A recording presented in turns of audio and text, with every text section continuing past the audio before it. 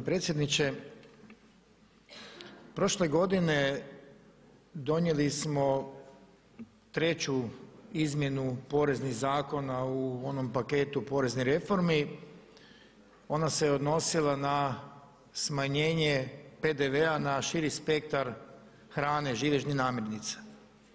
Tada se već postavljalo pitanje i upitnost učinaka te mjere koja je u dobroj mjeri osiromašila, da tako kažem, državni proračun i postavljalo se i pitanje da li bi ustvari bilo možda bolje ta sredstva koja se prikupljaju od PDV-a usmjeriti na neka dodatna moguća rasterećenja i nekakve poticaje za povećanje plaća, a ustvari ostaviti PDV kakav je bio na hranu ili možda ići u nekakvo generalno smanjenje PDV-a, stope PDV-a ukupnog, a ne samo na određene namirnice.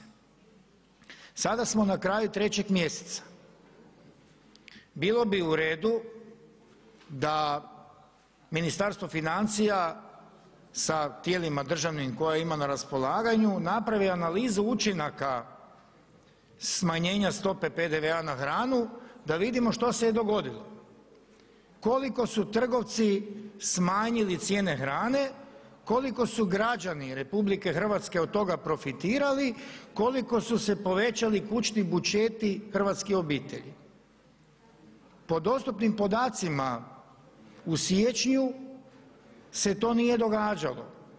Cijena hrane u principu nije išla dolje. Nešto se je smanjila cijena mesa za 1,7%, još nekih artikala, generalno je došlo do smanjenja od 0,8% na hranu, a smanjenje PDV-a od 13%. I sad si postavljam pitanje, da li to ostaviti da ide dalje tako i da te silne milijune, odnosno milijarde kuna ostaju na računima trgovaca ili napraviti novi redizajn i jednostavno naći rješenje kako taj novac, ako ga već usmjeravamo prema hrvatskim obiteljima, usmjeriti prema tim obiteljima.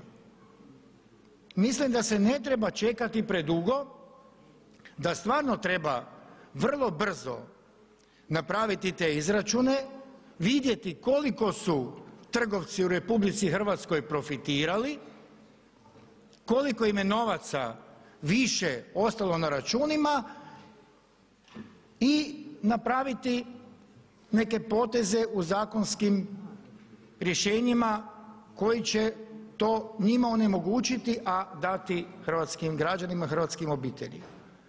Mislim da nismo postigli onaj ciljani efekt, nisu se trgovci baš previše pretrgli i brže skinuli cijene i napravili tako konkurentnost, nego su se stvari izgleda dogovorili prešutno pa su cijene ostavili i nastavili dalje raditi po istome. Država ostala bez milijarde kuna ili dvije, građanima ništa više u kućne budžete, trgovcima ostalo na računima.